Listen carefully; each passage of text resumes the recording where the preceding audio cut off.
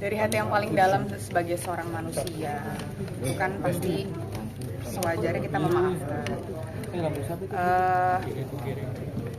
Menang atau kalah dalam sebuah permasalahan itu udah jadi pilihan terakhir buat kita gitu. Jadi itu kayak titik terendah kami deh untuk mikirin menang atau kalah. Tapi untuk menjaga marwah, menjaga harga diri, menjaga apa yang sudah kami bina selama ini, menjaga perasaan orang-orang yang di belakang kami itu kan kayak ada suami, ada orang tua, ada anak-anak. Jadi ya kami siap melanjutkan sekarang. Ada durasi berapa lama Kak Tantri Menunggu apa nyanyinya? Oh enggak ya. Memberi kesempatan dari kesempatan pihak sana untuk mungkin meminta maaf secara langsung Atau ataupun via langsung. media sosial ini sampai kapan? Itu biar kuasa hukum kami kali ya, karena kan ini kan baru saja dilayangkan somasi yang tadi disampaikan oleh kuasa hukum kami. Jadi kami menunggu bagaimana kapannya waktu yang terbaik kami ngikut. Tapi jika pun kalau misalkan itikat bermanfaat aja nggak sampai selanjutnya gitu, kalian menerima nggak?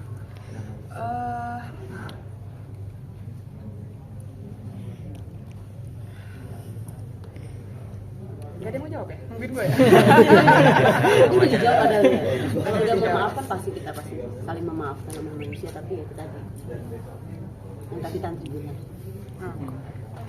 Jadi proses mediasi itu kan sudah dilakukan. Yang selama ini ditayangkan itu kan hanya terlihatnya tuh Sela saja yang mediasi dengan pihak beliau. Tapi kan di sana pun ada kami berdua juga. Begitu banyak narasi yang dibuat,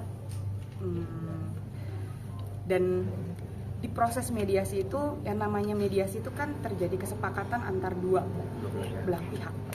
Kalau hanya memikirkan satu pihak untuk mementingkan kepentingannya, tidak terjadi kesepakatan. Iya, sebenarnya kita nggak kepengen lah ya, nggak kepengen gitu.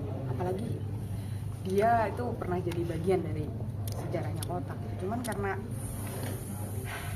itulah yang paling disayangkan. Kenapa hal ini nggak bisa diobrolin baik-baik di awal tuh itu. Dan akhirnya makin membesar narasinya, makin membesar konten-konten yang menyudutkan, ya akhirnya kami bersepakat untuk ya lanjutin aja, karena ini negara hukum, balik lagi negara hukum, ada hal-hal yang memang harus diuji di hukum, ya kami ngikut. Dan namanya juga kita juga ngeband secara legal kok.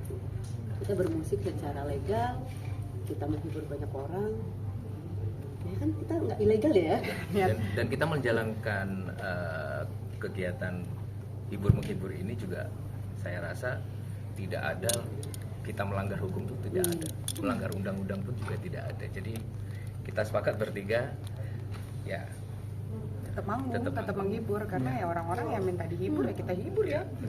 Oke, buat Kotak sendiri ini berarti secara tidak langsung menolak untuk mungkin mengganti nama Kotak dan sudah menghilangkan lagu-lagu ciptaan dari beliau-beliau ini, atau seperti apa sih? Karena kan banyak pro kontra, mungkin publik menilai pembelajaran dari Peter Pan dulu setelah ditinggal dari personilnya harus ganti nama band. Kalau Kotak sendiri seperti apa? Aku rasa perjalanan bertiga selama 12 tahun ya.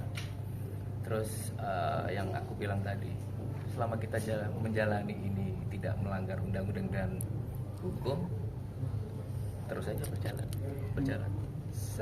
Tadi saya udah disampaikan waktu pas lagi press conference, cuman saya lurusin lagi. Kotak itu kan terbentuk dari ajang pencarian bakat, namanya The Dream Band, saat itu tahun 2004.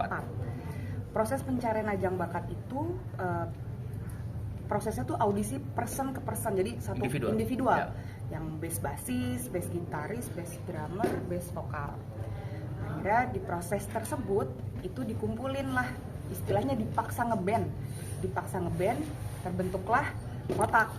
Nah, jadi bukan band Kotak yang ikut audisi, tapi personalnya audisinya tuh masing-masing gitu. Jadi ya pas di situ kalau misalkan dibilang personil lama kan masih ada Sela gitu. beda halnya kalau misalkan kami berdua yang ngeband tanpa Sela, ya kita sih ya silahkan aja. Toh kita nggak mempermasalahkan masalah nama. Yang paling kita permasalahkan adalah ketika kami tidak bisa berkarya kembali, itu aja. Jadi silahkan deh nanti kita ya tadi yang saya bilang akan ada sesuatu hal, maksudnya karena ini proses hukum ya kami mengikuti alurnya seperti apa. Tapi kembali lagi bukan masalah namanya kalau buat kita. Yang kami takutkan adalah kami berhenti untuk bisa berkarya, memberikan sesuatu hal yang baik untuk yang mendengarkan. Kak, mungkin after dari preskon ini mungkin Kotak sendiri akan mungkin tidak menyanyikan ciptaan yang lagu bersama atau tetap menyanyikan atau seperti apa? Kat mau ya.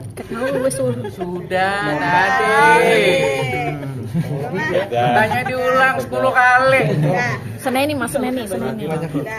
Wes? Kak, kalau untuk Ya, Kotak sendiri kan oke. punya band baru nih. Kalau untuk dari Kotak sendiri supportnya seperti apa sih untuk kepada Pausan punya band baru nih? Mas, dari awal dia memutuskan mengundurkan diri ya 2011 itu kami menghargai keputusannya gitu. Dan di situ kan